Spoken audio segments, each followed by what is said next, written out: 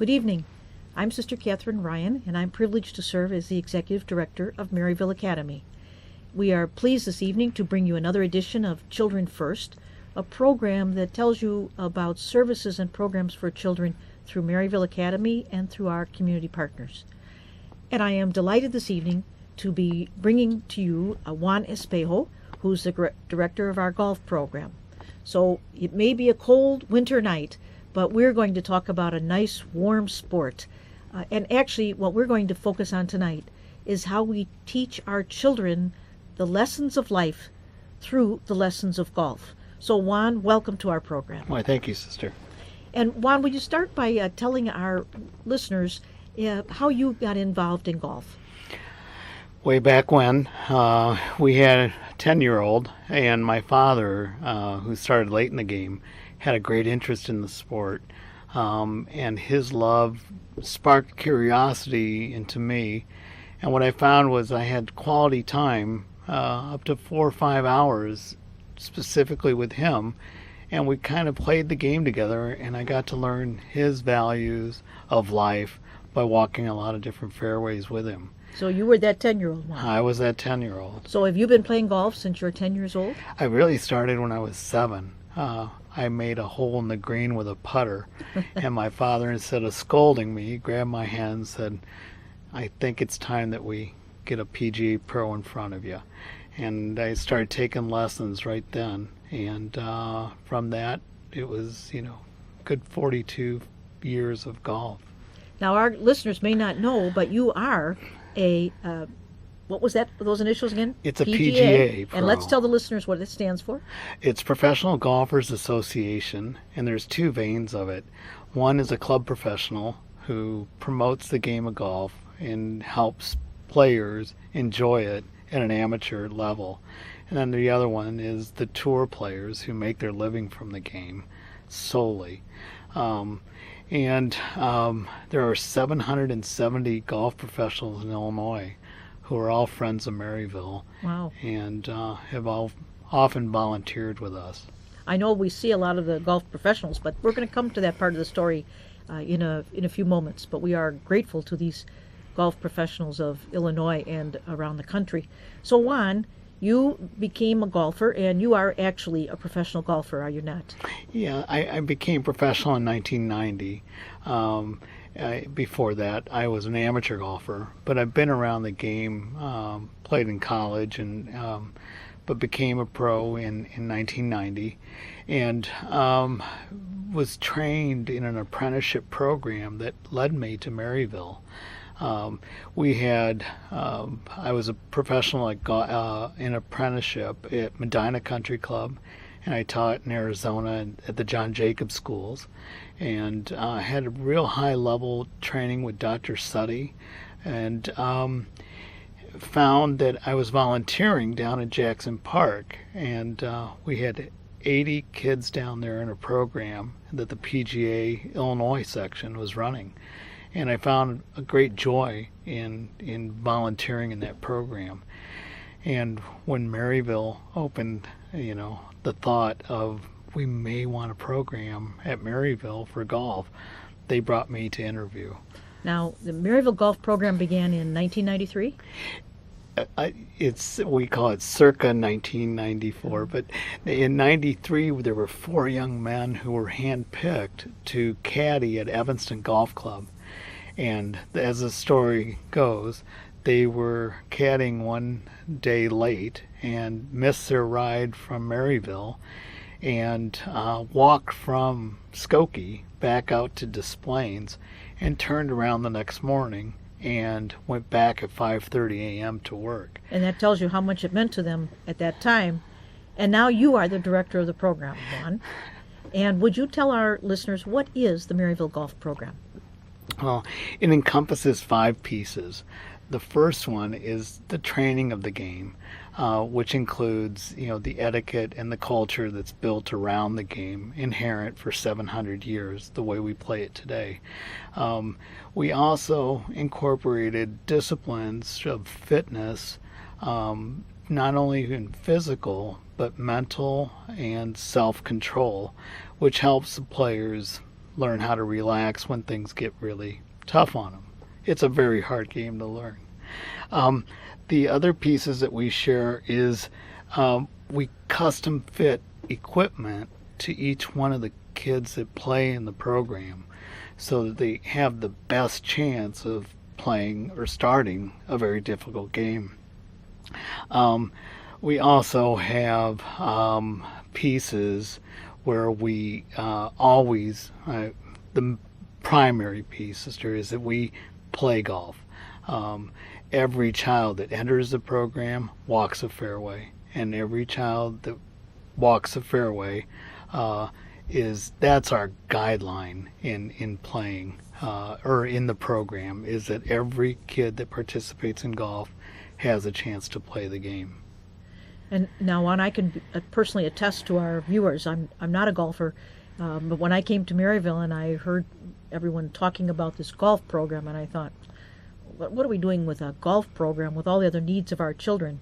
But as Juan just described this program, I'm sure that many of our listeners can understand that if our children have these opportunities for preparing for the game, for learning about etiquette and how to work together in social relationships and how to have the discipline for the game, and more that Juan's going to talk about, and that they actually get to play the game, that it can really be a satisfying experience for them and also an excellent learning experience for them.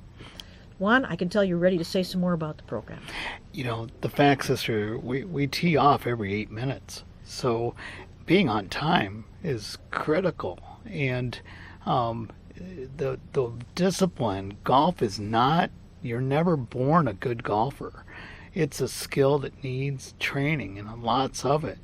I consider a player a beginner for approximately 5 years. So to offer this tough skill to children who are intellectually challenged, I watch growth happen at leaps and bounds in their world. And as the children advance the skill levels, other kids are attracted to it. The golf ball that they're able to hit, it's the ball that goes the furthest of any sports. You know, we have some of our children who are hitting the golf ball close to 270, 280 yards and have been with me for only a period of 3 or 4 years. And so excitement comes from a good shot. And sometimes they're far and few between, but they do get rewarded. And it's also the peers, the idea that we go out together as a group, as you say, the social interactions. We always share a meal after a practice or a game. And it's beautiful to sit down and watch kids order off a menu for themselves. It just adds to the spirit of the game. Now, Juan, can you tell us a little bit about the golf center that you've developed with our donors at the Des Plaines campus for Maryville? It was fascinating, sister. We were in a gym and originally with batting cages. We had eight batting cages going, and along with cheerleading practice and basketball games, we were training in golf.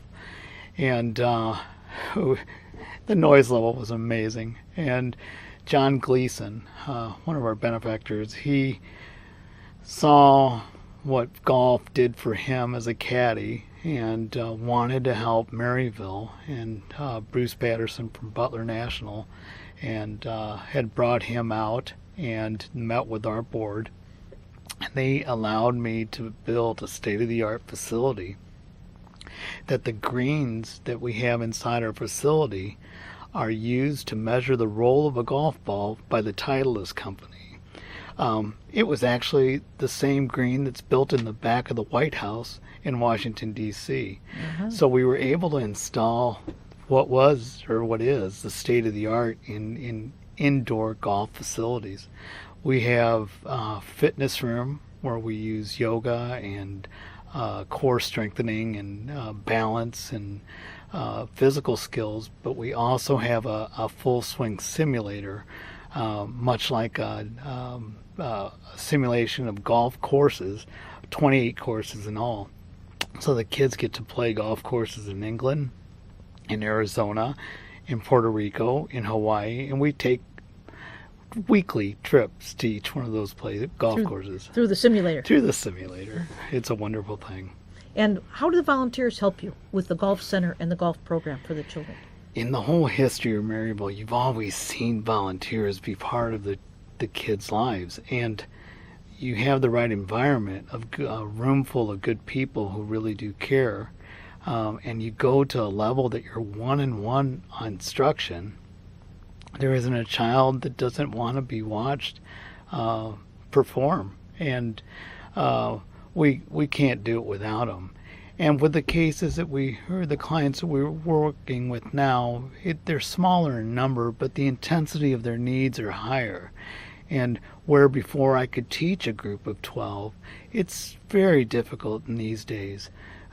It's much nicer to be able to go 1-on-2 and go deeper with their needs. And in some cases, it's just finding the communication, the words, or just to understand each other. And it's just a beautiful growth. Now, Juan, we also have a project for some of the children that's golf club restoration. Yes. Have I said that correctly? You're really close. I'm learning here. I'm you're fine. Program.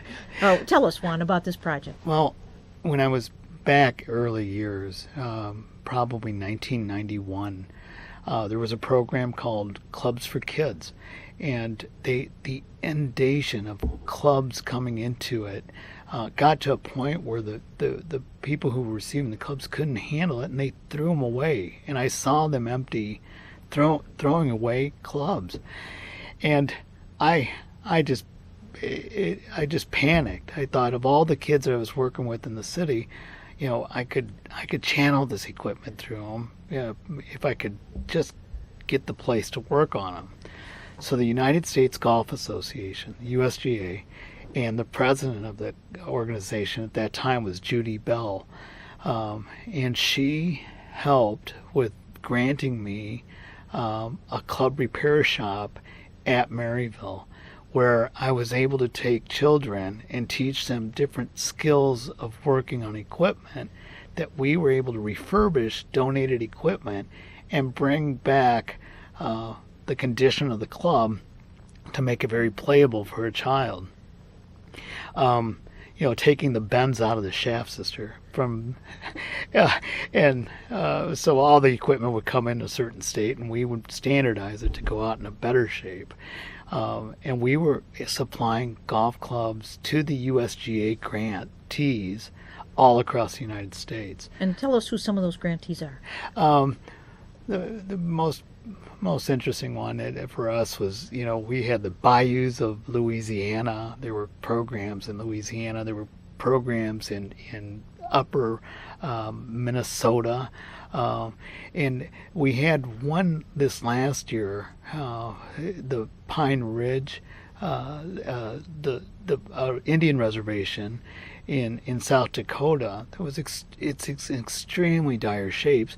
They had a child who advanced as the winner of the state high school level out of the reservation, and they had a driving range full of prairie dog holes, and they had hand painted signs that said 300 yards, and they had pictures of this child next to him, and he was a state champion. So there was an energy at the Indian reservation. It's very poor, and friends in Chicago who contacted us, and we just shipped out 10 sets of golf clubs to Little Wound School. And I was picking the absolute gems, the best in the house, to go out to them. And at the end of it, I've forgotten. I told Tom, I said, Tom, we sent 10 sets, and we're going to arrange for video golf lessons to be shipped back to Chicago. We're going to analyze golf swings, and we have a company in line for that.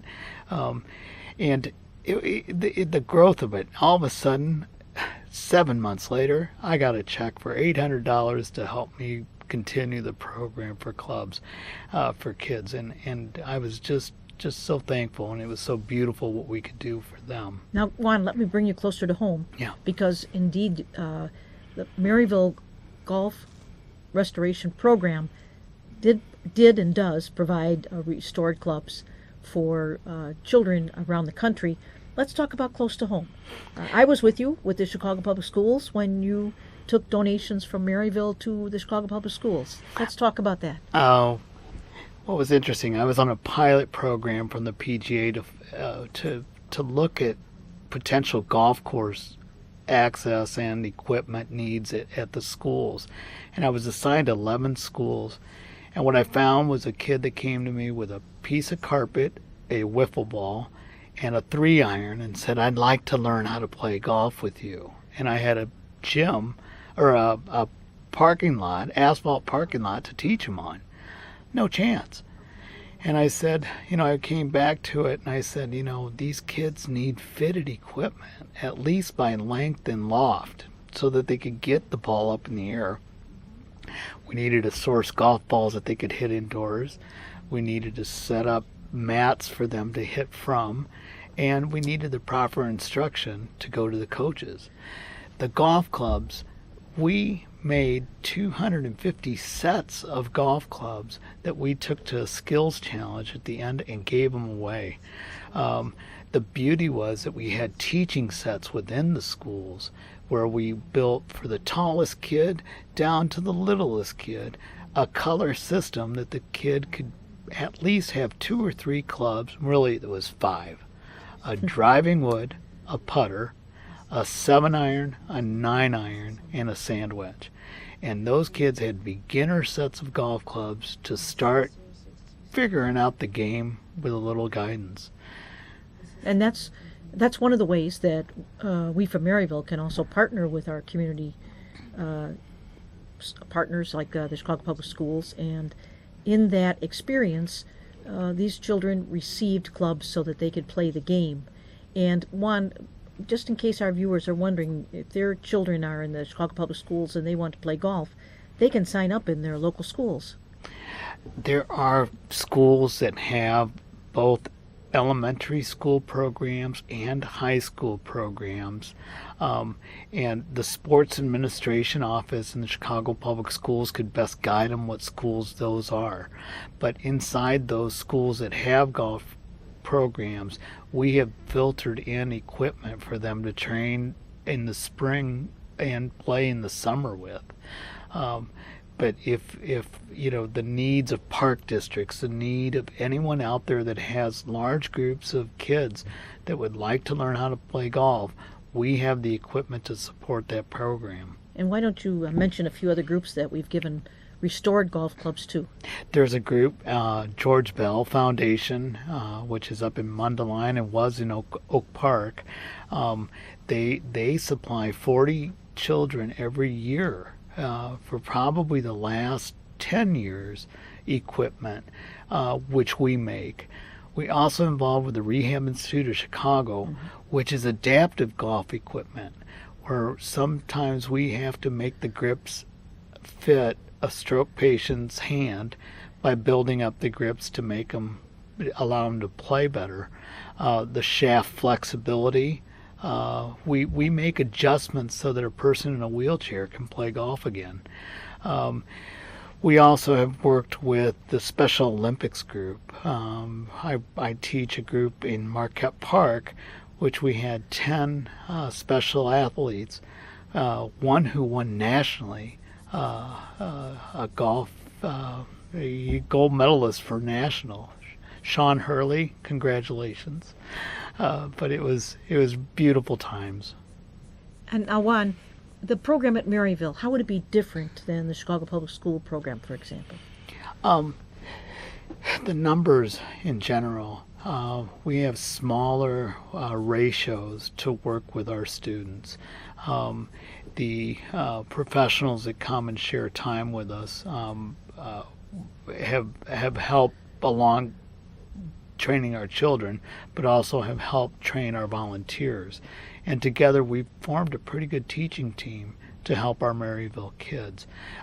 In the Chicago Public Schools, the numbers are big. I mean, there are 50, 60 kids in one school that like to play. And the realities are sometimes only 10 or 12 end up actually getting a chance.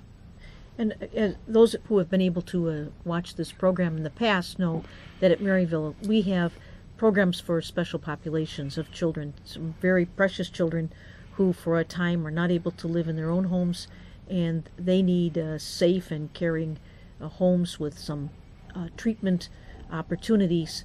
And so the children who are with us have some special needs, and Juan makes it possible for our students at Maryville who are in these special programs to also have this opportunity for golf. But as you can hear, we also try to share with the larger community through the golf restoration program. Now, there's another part that I haven't even asked you about yet, Juan, and what is the opportunity for some of our students to become caddies? It's wonderful, and this is rooted in very much John Gleason. John Gleason attributed his success to caddying at Park Ridge with a pro by the name of Ken Weiler.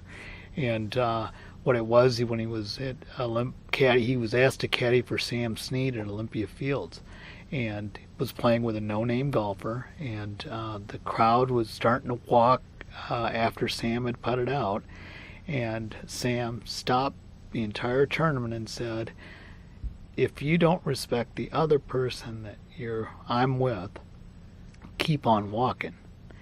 And John's soul caught on to that and said, "This is the game for me." John became a U.S. amateur champion, a very accomplished player, but he attributes his success in banking to being that of a caddy. The caddy yard is very close and dear to Maryville. It has its start of our programming there.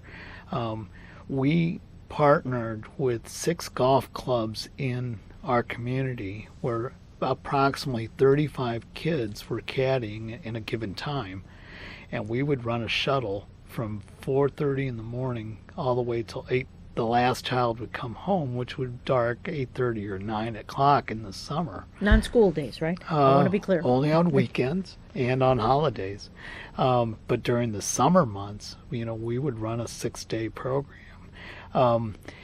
And what's wonderful about the caddy, for me, it's the easiest way to train a child how to play golf, because they're one discipline in the regiment of carrying a 40-pound bag for 4.5 miles, and it's a bridge into the community, a professional that they get to spend 4.5 hours with, something that is just beneficial to all children.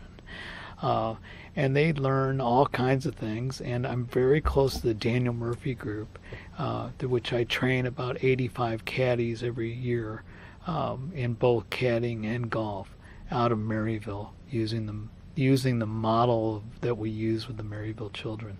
Juan, if someone wants to volunteer to help with the golf program, we have a phone number we're showing them now, 847-294-1834. If they call that number, will they be talking to you? I would love to. The other piece is the Net 10 program, sister. When children in our aftercare programs move from Maryville into other communities, I really could use people who could maybe play one round of golf with them during the month, and we would help them, guide them through that process. And one more thing, Bob, just before we end, I think our viewers would like to know what's most rewarding for you in this wonderful golf program that you offer our children. I guess the biggest thing I was thinking of was the presence, just being there, having the opportunity to be there during their self-development, and the joy and spirit of learning, and the accomplishments, whether large or small, of all golfers, just to be able to see someone work through the things that they have, and also to be part of a organization that's been there since 1883, serving children and families in the spirit of goodness. It's a wonderful place, and it has so much good to offer a lot of people.